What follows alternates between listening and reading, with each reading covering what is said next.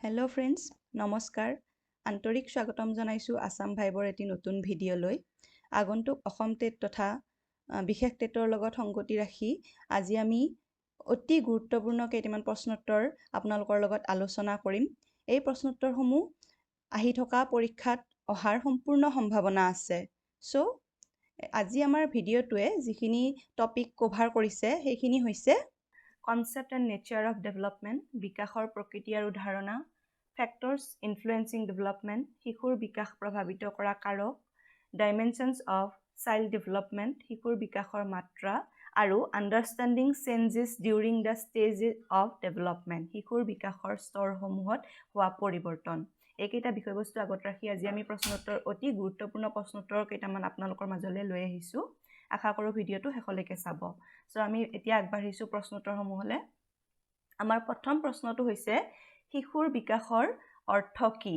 ইয়াত 4টা অপশ্যন দিয়া আছে। সেইকেইটা হৈছে প্ৰথমটো শিশুৰ উচ্চতা, প্ৰস্থ আৰু মেদবহুলতাৰ বিকাশ, মানসিক আৰু মেধা ক্ষমতাৰ বিকাশ, শিশুৰ সামগ্ৰিক ৰূপত হোৱা বিকাশ আৰু শিশুৰ উন্নয়ন। এই 4টা অপশ্যনৰ শুদ্ধ উত্তৰটো হৈছে শিশুৰ সামগ্ৰিক ৰূপত হোৱা বিকাশ। 2 নম্বৰ প্ৰশ্নটো হৈছে শিশুৰ বৃদ্ধি কি? অপশ্যন কেইটা হৈছে শিশুৰ জৈৱিক আৰু দৈহিক পৰিৱৰ্তন, দেহৰ আংগিক পৰিৱৰ্তন, শিশুৰ উচ্চতা, প্ৰস্থ আৰু মেদবহুলতাৰ পৰিৱৰ্তন, আৰু ওপৰৰ গোটেইকেইটা। ইয়াৰ শুদ্ধ উত্তৰটো হ'ব ওপৰৰ গোটেইকেইটা।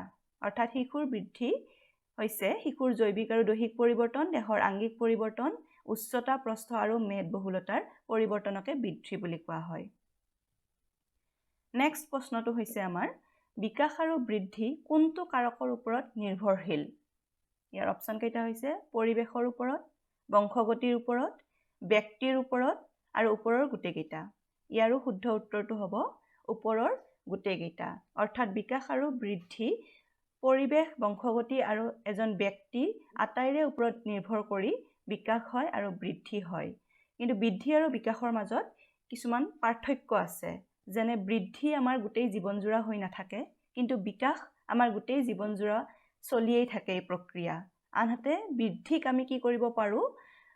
বস্তুনিষ্ঠ পৰিমাপ কৰিব পাৰোঁ, কিন্তু বিকাশক আমি বস্তুনিষ্ঠভাৱে পৰিমাপ কৰিব নোৱাৰোঁ, যিহেতু বিকাশ হৈছে এক সামগ্ৰিক ৰূপত হোৱা মানসিক, আমাৰ আৱেগিক আদিৰ এটা বিকাশ, এটা ৰূপ। এতিয়া আমি আগবাঢ়িছোঁ পৰৱৰ্তী প্ৰশ্নটোলৈ। আমাৰ এই প্ৰশ্নটো হৈছে শিশুৰ বিকাশৰ কোনটো স্তৰক বয়স প্ৰশ্ন বয়স বা কুৱেশ্যন এজ বুলি জনা যায়? ইয়াৰ অপশ্যনসমূহ হৈছে শৈশৱকাল, বাল্যকাল, কৈশোৰকাল, আৰু ওপৰৰ এটাও নহয়। আৰু ইয়াৰ শুদ্ধ উত্তৰটো হ'ব শিশুৰ শৈশৱকালৰ সময়ছোৱাক প্ৰশ্ন বয়স বা কুৱেশ্যন এজ বুলি জনা যায়। যিহেতু শৈশৱকাল বুলি ক'লে আমি জন্মৰ পৰা 6 বছৰ বয়সলৈকে জানো, আৰু এই সময়ছোৱাত শিশুৰ অতি গুৰুত্বপূৰ্ণ বিকাশ, যেনে ভাষাৰ বিকাশ, আত্মকেন্দ্ৰিকতা আদি বৈশিষ্ট্যসমূহ দেখা দিয়া যায়। লগতে এই সময়ছোৱাত তেওঁলোক অতি কৌতূহল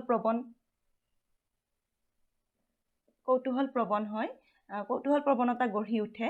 সেয়েহে 3 বছৰ, মেইনলি 3 বছৰৰ সময়ছোৱাক শিশুৰ শৈশৱকালৰ কুৱেশ্যন এজ বা প্ৰশ্ন বয়স বুলি জনা যায়। নেক্সট প্ৰশ্নটো হ'ব শিশুৰ বিকাশৰ কোনটো স্তৰক বাল্যকাল বুলি কোৱা হয়? শুদ্ধ উত্তৰটো হ'ব 6 পৰা 12 বছৰৰ এই সময়ছোৱাক শিশুৰ বাল্যকাল বুলি কোৱা হয়। আমাৰ নেক্সট প্ৰশ্নটো হ'ব সমকামিতা অৰ্থাৎ হোমোছেক্সুৱেলিটি কোনটো বিকাশৰ পৰ্যায়ৰ লগত জড়িত? আৰু এই প্ৰশ্নটোৰ শুদ্ধ উত্তৰটো হ'ব বাল্যকাল। অৰ্থাৎ বাল্যকালৰ সময়ছোৱাতে দৈহিক আৰু যিটো মানসিক বিকাশ সেইসমূহ শিশুৰ শ্ল' হয়, আৰু লগতে যি যৌন উত্তেজনা, এই যৌন উত্তেজনাই শিশুক অধিক পীড়িত কৰিব নোৱাৰা ই এক শান্ত আৰু উদাসীনতাৰ অৱস্থা, যাৰ বাবে ল'ৰাই ল'ৰাৰ লগত খেলি ভাল পায়, ছোৱালীয়ে ছোৱালীৰ সংগত থাকি ভাল পায়, আৰু সেইকাৰণে এই সময়ছোৱাতে কি হয় সমকামিতা বা হোমোছেক্সুৱেলিটিৰ বিকাশ হয় বাল্যকালত। আমাৰ নেক্সট প্ৰশ্নটো হ'ব কৈশোৰ কাল বুলি কোনছোৱা সময়ক বা বয়সক কোৱা হয়? অৰ্থাৎ এডলচেন্স কোনটো সময়ক কোৱা হয়? আৰু শুদ্ধ উত্তৰটো হ'ব 12ৰ পৰা 19 বছৰ বয়সলৈকে এডলসেন্স পিৰিয়ড বুলি কোৱা হয় আৰু আপোনালোকে বেলেগ বেলেগ কিতাপত হয়তো এই বয়সটো 12ৰ পৰা কিছুমান কিতাপত আপোনালোকে 18 বছৰ পাব কিছুমান কিতাপত 12ৰ পৰা 20 বছৰ পাব কোনোটো অশুদ্ধ নহয় আপোনালোকে উত্তৰটোত অপচনত যি থাকে সেইটোৱে দিবলৈ চেষ্টা কৰিব নেক্সট আহিব আমাৰ কৈশোৰ কালছোৱাক কোনে অতিমাত্ৰা চাপ আৰু পীড়ন তথা ধুমুহা আৰু দ্বন্দ্বৰ সময় বুলি সংজ্ঞাকৰণ কৰিছিল stage of A period of stress and strain storm and strike বুলি সংজ্ঞাকৰণ বা ডেফিনিশ্যন দিছিল ইয়াৰ শুদ্ধ উত্তৰটো হ'ব ষ্টেনলি হল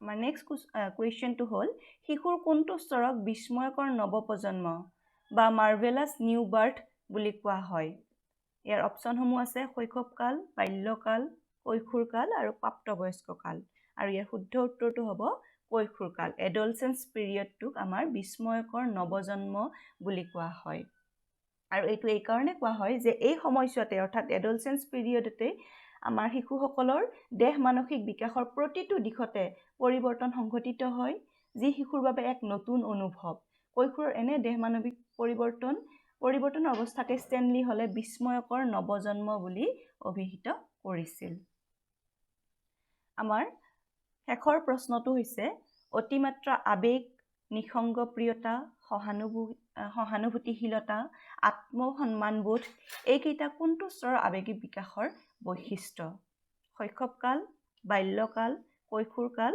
ওপৰৰ এটাও নহয় আৰু ইয়াৰ শুদ্ধ উত্তৰটো হ'ব কৈশোৰকাল অৰ্থাৎ এডলসেন্স পিৰিয়ডতে ল'ৰা ছোৱালীৰ অতিমাত্ৰা আবেগ নিসংগপ্ৰিয়তা তেওঁলোকে ভাল পায় সহানুভূতিশীল হয় আৰু তেওঁলোকৰ আত্মসন্মানবোধ এইকেইটা বৈশিষ্ট্য তেওঁলোকৰ মাজত বিকাশ হ'বলৈ ধৰে গতিকে আমি আজি এইকেইটাই প্ৰশ্ন আলোচনা কৰিছোঁ আশা কৰিছোঁ আপোনালোকৰ এইকেইটা প্ৰশ্ন উত্তৰে সহায় কৰিব আৰু আমাৰ চেনেলটো সাবস্ক্ৰাইব কৰিব যিসকল আমাৰ চেনেলটো নতুনকৈ চাইছে তেওঁলোকে সাবস্ক্ৰাইব কৰিবলৈ নাপাহৰিব আৰু ওচৰতে থকা বেল আইকনটো টিপি থব যাতে আমাৰ নেক্সট ভিডিঅ'সমূহ আপোনালোকে নটিফিকেশ্যনত পায় ধন্যবাদ